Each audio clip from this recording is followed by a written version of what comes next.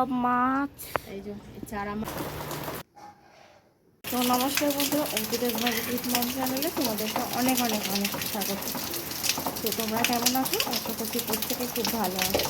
আর আমাদের এখানে আজকে সকাল থেকে খুবই বৃষ্টি হচ্ছে, মানে হালকা হালকা বৃষ্টি ছিল, এখন জোরে চলে এসছে এখানে। তাও আজকে বৃষ্টি হচ্ছে, অন্যান্য দিন তো হয়ই না বৃষ্টি।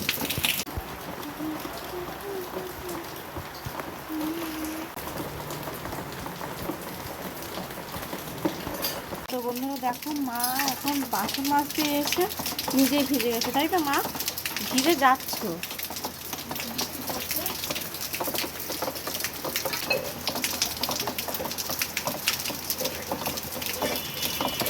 তো বন্ধুরা দেখো, এখন মা রান্না করছিল।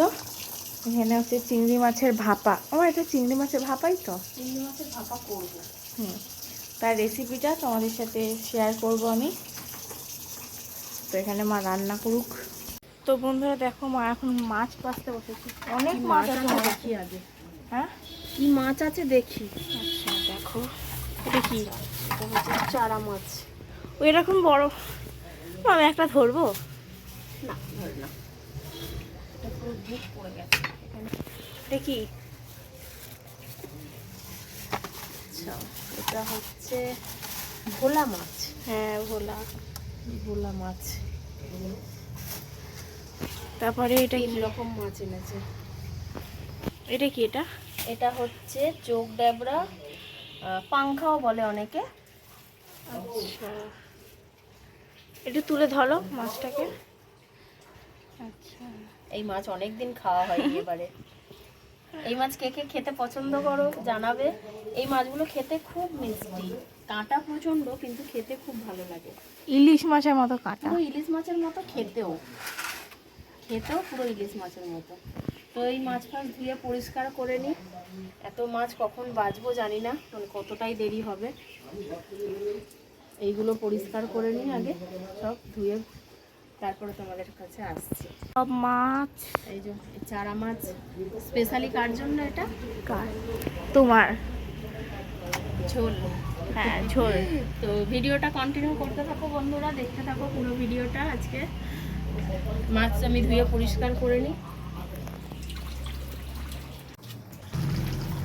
এখন যাবো রান্নাঘরে। রান্নাঘরে কি করতে? না রান্না করতে নয়, এখন রান্না আমি করব না। আজকে মোটামুটি রাত্রের রান্নার ছুটি, তো আজকে রান্না করব না। তার জায়গায় কি করব, আমি মশলাপাতিগুলো একটু রেডি করে রাখবো। কেন কি হয় বলো তো, আমাদের মশলাগুলো একটুখানি ওই বাটাবুটি করে রেখে দিলে তাহলে অনেক সুবিধা হয়, রান্না করার সময় অনেকটা এগিয়ে যায়।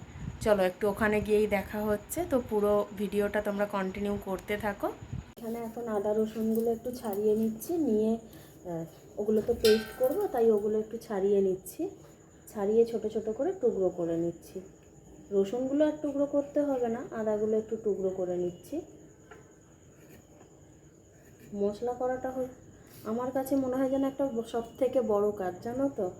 মানে রান্নার সময় যে মশলা করব, কি মশলা করব, আর সেই সময়টা তাড়াহুড়ো করে রান্না করতে গিয়ে মশলা, মানে কি বলবো, একদিকে মশলা করা একদিকে রান্না করা, আমার খুব মনে হয় যে এইটা একটা খুব ঝামেলার কাজ।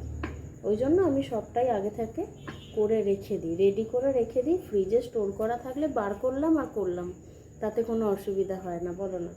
আমার সাথে একমত কে তোমরা, কে আছো একটু কমেন্ট করো তো, যে এরকম মশলা রেডি করে রেখে দিতে কে কে পছন্দ করো। আমি একদিন ফাঁকা সময় পেলে কি করি, সমস্ত কিছু মশলা রেডি করে রেখে দিই। এ দেখো, আমার আদাগুলো টুকরো করা হয়ে গেছে সব। তো আমি সমস্ত মশলা রেডি করে চলে এসেছি ঘরেতে। আবার দেখতেই পাচ্ছ, না আমার কাছে সত্যি বলতে মানে ওই যে বাটাবাটির ব্যাপারটা হচ্ছে সব থেকে ঝামেলার কাজ আমার, এটা মনে হয়। এটা আর মাছ ধোয়াটা, এটা মনে হয় এই দুটো কাজ আমার কাছে প্রচণ্ড একটা কি বলবো, কঠিন কাজ, সব থেকে কঠিন কাজ আমার। ওই জন্য আমি যতটা পারি এগুলোকে একটু এগিয়ে রেখে দিই। তার একটা কি বলো তো, সকালবেলা না তাড়াহুড়ো করে সবটা হয় না, এদিকে মেয়ে বেরোবে ওদিকে বাবা বেরোবে, সবটা করতে গিয়ে মেয়ের বাবা দুজন একসাথে, এবার কাকে রেখে কাকে দেখো। তো একেবারে আমি রেডি করে রেখে দিই। যাক বাবা, রান্না করতে করতে মানে ওদিকের কাজগুলো আমার তো রেডি থাকলো, রান্না অনেকগুলো রান্না হলেও আমার অসুবিধা হয় না। ওই জন্যই এগিয়ে রাখা। বলো না, কাজ করে এগিয়ে রাখতে কার না ভালো লাগে? যদি অনেকটা এগোনা থাকে অনেকটা সুবিধা হয়, তাই না? তোমরা দেখতেই পাচ্ছ আমি আবারও রেডি হয়ে বেরিয়ে পড়েছি। কোথায় যাব? ডাক্তারের কাছে আবার।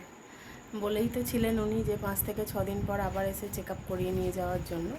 তো তাই রেডি হয়ে এখন বেরিয়ে পড়েছি। এখন যাব আমরা ডাক্তারের কাছে। এই একটা বড় সমস্যা। এবার বেরোচ্ছি।